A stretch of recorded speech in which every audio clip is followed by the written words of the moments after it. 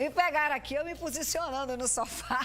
Faz parte, é tudo ao vivo. Sheila Sodré hoje trouxe a advogada Janaína Nunes. Boa tarde, seja bem-vinda. Obrigada. Oi, Sheilinha, boa tarde. Boa tarde. Dei primeiro as convidadas, não é? Claro, seja gentil. Ó, a coincidência. Tem um pretume geral hoje aqui, mas eu acho que tem que ver com o tema que a gente vai tratar aqui, né, meninas? Verdade. Sim. A gente sempre traz nesse espaço informações que acrescentam ao seu direito, para você tomar consciência. Eu costumo dizer que a gente só luta por aquilo que a gente conhece e tal. Mas hoje a gente resolveu, no último quadro do programa, fazer meio que um balanço de 2020 com relação às mulheres. Sheilinha, 2020 foi um ano em que nós vimos muita violência contra a mulher em várias situações. O que é que a gente tem? Aliás, a gente tem alguma coisa a comemorar nesse ano? Tem, só tem. A gente fica triste, fica brincando que ele botou preto aqui e eu coloquei um bocado de dourado. Aqui, vê aqui é para as que resistiram e para as coisas boas que aconteceram. E aí, Fernanda, como eu sempre digo, a gente tem que ter reforço. E nós temos na OAB um grupo de mulheres que brigam, que estão lá à frente exatamente para aumentar a voz feminina. Sim. Tá? Não só em cima da legislação, mas dentro da própria instituição. A representatividade. Exatamente, foi quando eu trouxe a Janaína, que ela está cheia de novidades, até porque nós temos legislações interessantes, né? Que deu uma levantada realmente. Porque a mulher, se tem uma das minorias, que nós não somos minorias, né? Mas que tem crescido muito a sua força, né, a sua independência e as suas conquistas é a mulher. Né? Ao longo da sua história, nós temos muita conquista. 2020 foi porque botou todo mundo no nosso território, dentro de casa. Né, Janaína, na OAB vocês também aumentaram aí, não é, uma questão da representatividade. Em relação à advocacia, teve um ganho, Sim, né? Um ganho expressivo, né? Que a gente já lutava há muitos anos. Desde 2014, a gente tinha uma proporcionalidade, 30% e 70%. E aí valia para os dois gêneros, mas um dos gêneros tinha que ter garantido pelo menos 30%. E a gente batalhava para que esse número não fosse só simbólico, para que as mulheres não estivessem dentro da instituição apenas para complementar este número, mas que fossem expressivas e realmente trabalhassem, fossem ouvidas, tivessem voz dentro da instituição.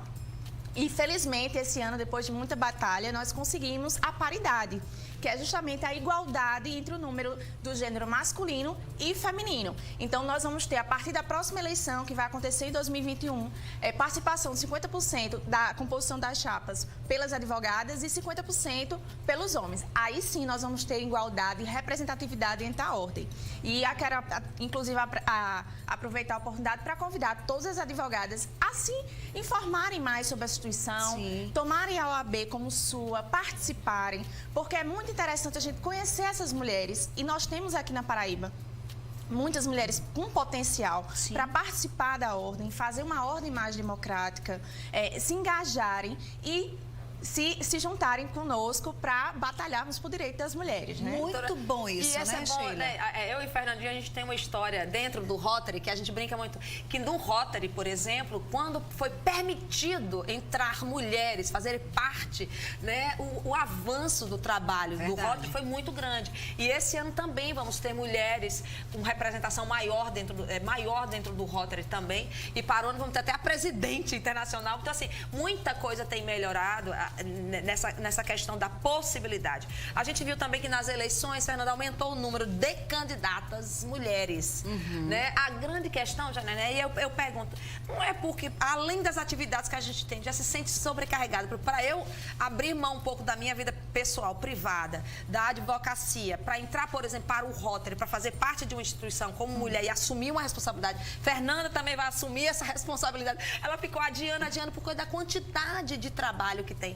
Não é isso também que dificulta nós mulheres entrar de vez e nos fazer ser ouvidas e presentes, Sim, mesmo? sem dúvida. São dois fatores determinantes. O primeiro é, como você já disse, a gente, historicamente, culturalmente, a gente é muito pertencente ao lar. Né? Foi imposto à mulher o cuidado com os filhos, com a casa. Então, isso se tornou muito o universo das mulheres. Então, as mulheres são sobrecarregadas nesses ambientes. E por ser sobrecarregadas, porque alguns parceiros não colaboram, né? Não é ajuda, não participam dessas obrigações também, as mulheres ficam sobrecarregadas. E aí faz com que elas pensem duas vezes antes de deixar esse ambiente privado para ir para o ambiente público, para assumir uma função extra, para assumir um cargo de liderança. de gerenciamento dentro da instituição que ela pertence, dentro do mercado que ela pertence. E o segundo fator é que esse mercado ele já está acostumado com a presença masculina. Sim. Então, se torna mais difícil para as mulheres ascenderem a esses espaços de poder. Por isso, é verdade. Poucas oportunidades reais são dadas. Quando são dadas, a gente aproveita, porque no nosso clube, né, quando os meninos estão perdendo a vez. Exatamente. E essa é a ideia, é que a partir da paridade, a partir da abertura desses ambientes públicos para as mulheres, elas pensem, agora sim, agora vale a pena eu ascender esse espaço, porque realmente eu vou ter voz nesse ambiente. Verdade. Porque nós somos acostumados a trabalhar, as mulheres já participam da política, as mulheres já participam do ambiente jurídico, mas antes, poucos espaços eram dados de destaque a essas mulheres. Agora, não. A gente está conquistando, né? Muitas mulheres, aí vocês são exemplos disso.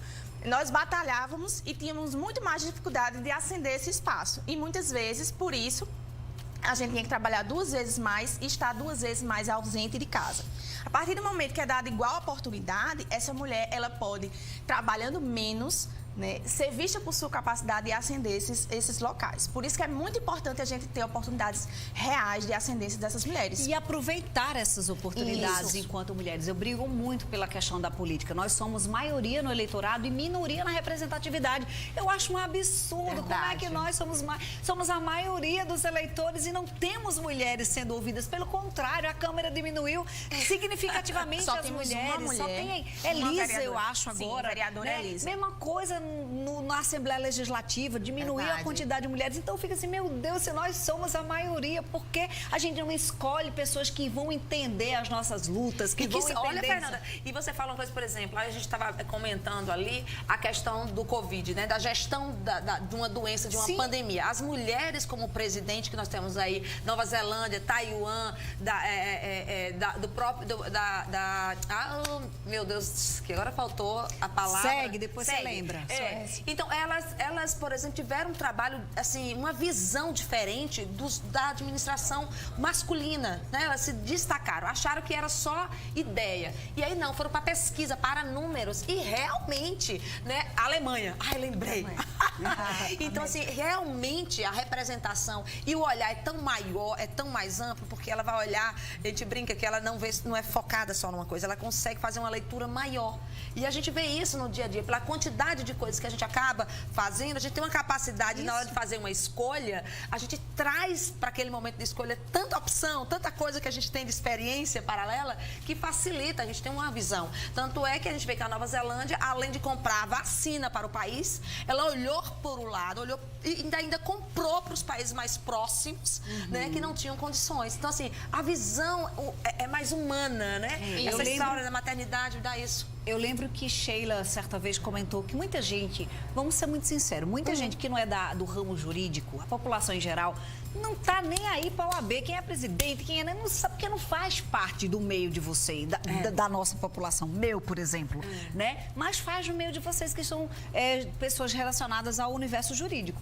Só que aí, certa vez, Sheila comentou assim comigo, Fernanda, você sabia que na OAB tem uma comissão, que aí eu comecei a entender que a ordem pode servir à população em geral. Sim, na época do pro bono. Não é exatamente, eu queria saber como é que a população, Junaína, pode fazer uso dos serviços, da ajuda, como é que a OAB interage com a população, porque eu penso que só serve quando tem servidão para o próximo, e não somente para a classe. Exato. E a gente trabalha nessas duas frentes. Eu, particularmente, sou vice-presidente da Comissão de Combate à Violência e Impunidade contra a Mulher e participo da Rede de Sororidade, que é um órgão já institucional vinculado ao Conselho de Advogados da OAB, que ela faz um engajamento tanto intercorpóreos com a instituição como com a população. Nós participamos corriqueiramente em campanhas, nós participamos da REANCAV, que é um grupo de apoio às mulheres vítimas de violência doméstica. Então, nós estamos sempre em debate com a população,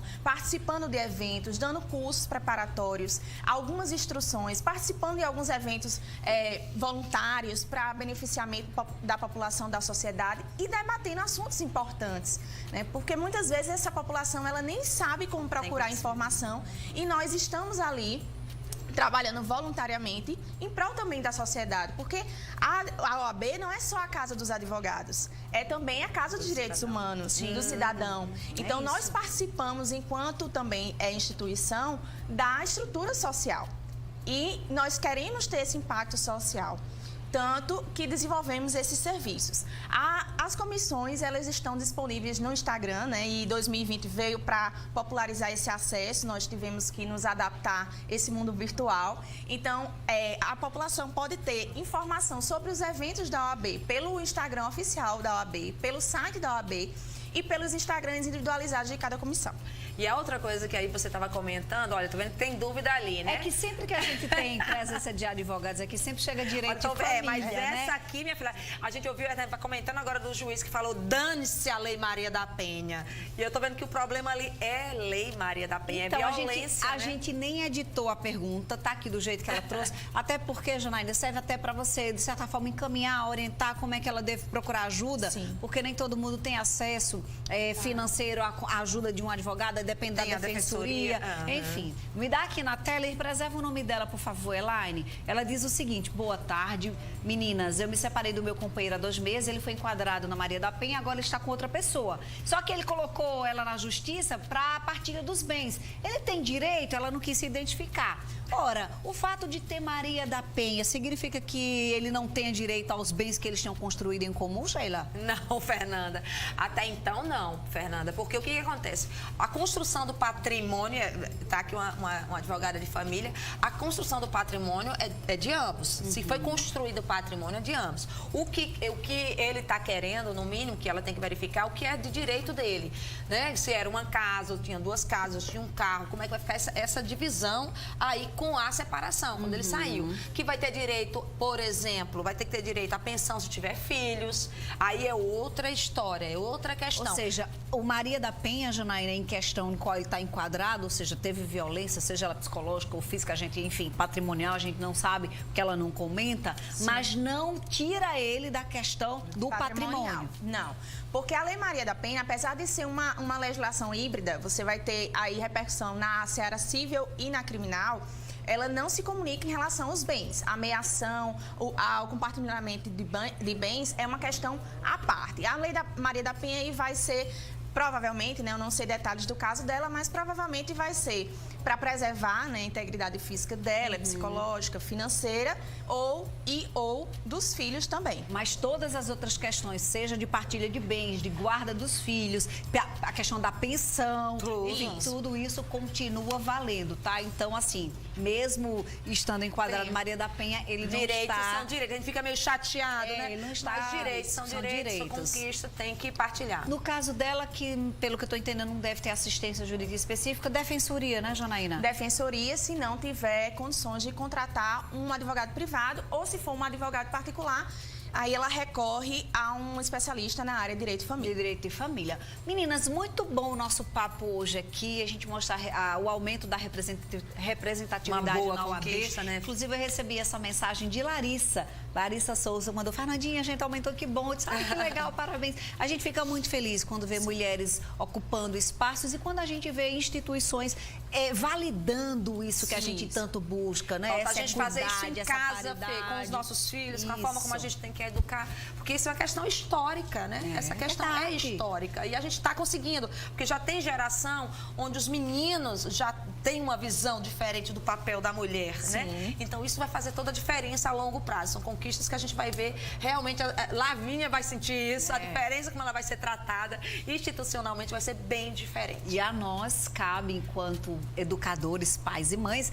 tirar essa responsabilidade só de mãe, de pai, de mãe, né? Então, enquanto educadores, pais, mães e responsáveis, criarmos cabeças mais abertas, mais respeitosas, independente da condição de gênero. Pois né? é, por sinal, você começa a lutar lá também pelo jornalismo, né? Pra ver como é que anda a representação feminina lá. Continua sendo bem pequena. Tem muita mulher. Igualdade é um assunto de todos, gente, de casa. Não, eu digo assim, na questão da presidência, na questão da representatividade do sindicato, tanto do radialismo quanto do jornalismo, ainda muito masculino. Embora mas eu acho, muita mulher, mas eu acho que é as mulheres que andam meio desinteressadas, viu?